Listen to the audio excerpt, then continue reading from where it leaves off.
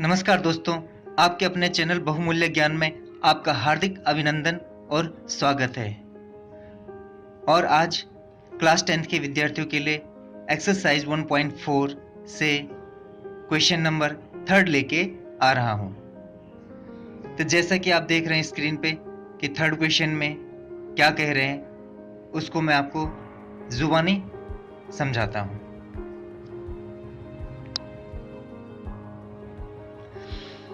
The following real numbers have decimal expansion as given below. In each case, decide whether they are rational or not. If they are rational and of the form PQ, what can you say about the prime factors of Q? तो यहाँ पे ये कह रहे हैं कि आपको नीचे कुछ रियल नंबर दे रखे हैं, ठीक है, और हमें उन्हें बताना है कि ये रेशनल है या नहीं है,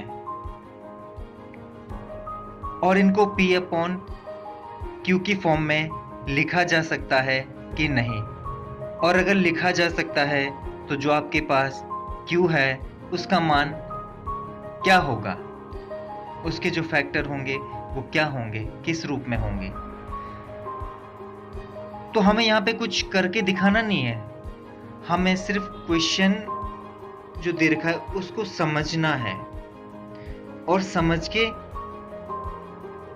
उसको हमें बताना है कि किस रूप में ये हमारे पास नंबर है। तो आइए सॉल्यूशन की तरफ हम जाते हैं। तो यहाँ पे आपको दे रखा है पहला कि 43.123456789 इस तरीके से नंबर दे रखा है, ठीक है। और जैसे हमने ये नंबर देखा तो ये हमारे पास कौन सी वैल्यू आई, टर्मिनेटिंग वैल्यू। देखिए टर्मिनेटिंग का मतलब होता है कि अगर किसी संख्या को हम किसी दूसरी संख्या से अगर डिवाइड कर रहे हैं तो वो पूरी की पूरी डिवाइड हो गई है, पूरी की पूरी मीन्स शांत दशमलव, जिसको हम क्या कह सकते हैं, शांत दशमलव, ठीक है।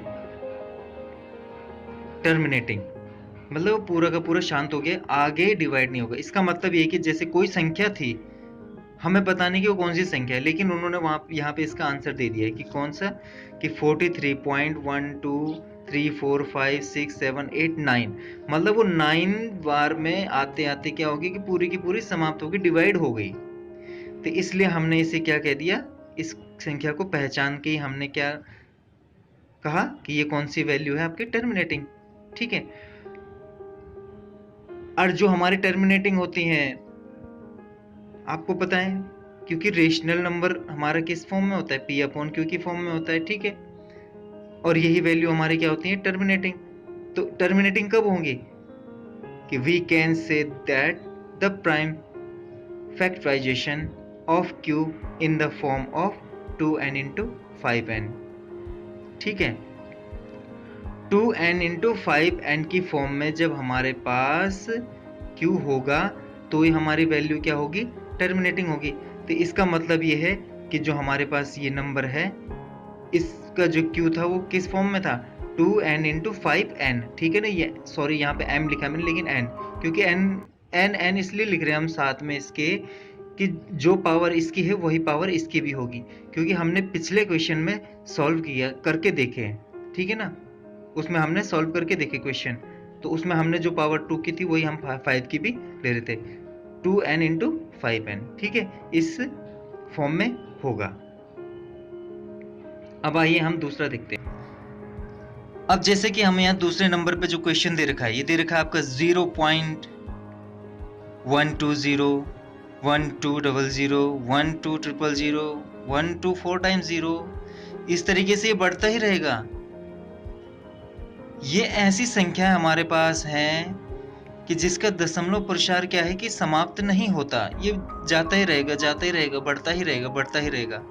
तो जो इस टाइप की संख्याएं होती हैं हमारी क्या होती हैं, इरेशनल नंबर होते हैं। इनको हम किस में रखते हैं, इरेशनल नंबर में रखते हैं, ठीक है। और इन संख्याओं को आपका कहा जाता है non terminating and non repeating, ठीक है। ये वैल्यू आपकी ये होती है, तो इसको हम क्या कह सकते हैं, it is a non terminating and non repeating decimal and therefore it is irrational, ठीक है।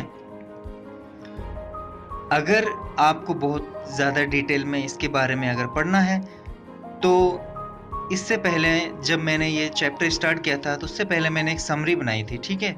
उसमें मैंने रेशनल और इरेशनल नंबर के बारे में बहुत अच्छे से समझा रखा है, और साथ के साथ terminating, non terminating and non repeating, इस ये जितनी भी आपकी ये वैल्यूज़ हैं इनके बारे में वहाँ पे मैंने पूरा का पूरा बता रखा है।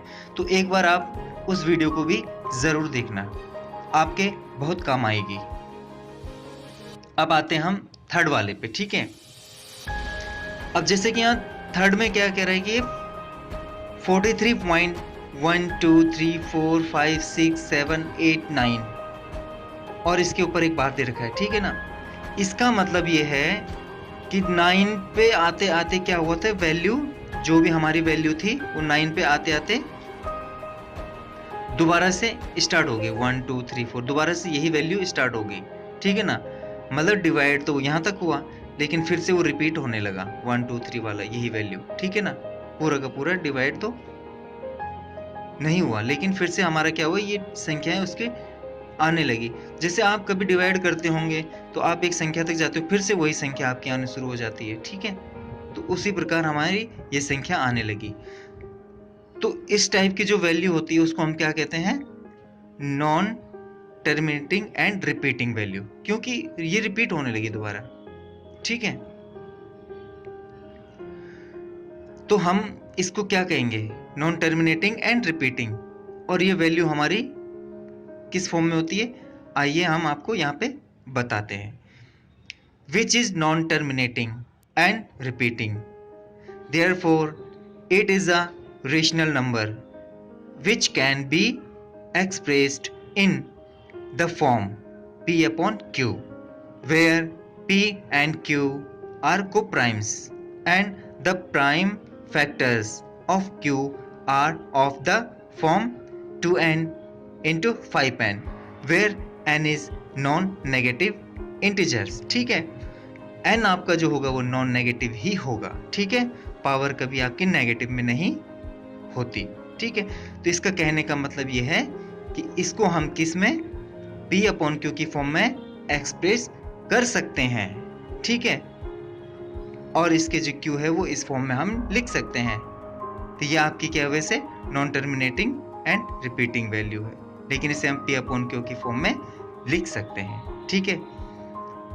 और बाकी के इसके 1-2 क्वेश्चन और हैं, उनको आप खुद सॉल्व करके देखना। सॉल्व नहीं करना आपको, सिर्फ क्या करना है कि क्वेश्चन को देख के आपको पहचानना है और आपको उसके बारे में लिखना है कि ये किस फॉर्म में है, ठीक है। तो इसी के साथ मैं वीडियो को समाप्त करता हूं। चैनल को सब्सक्राइब करना ना भूलें, और पसंद आए वीडियो तो एक लाइक ज़रूर बनता है।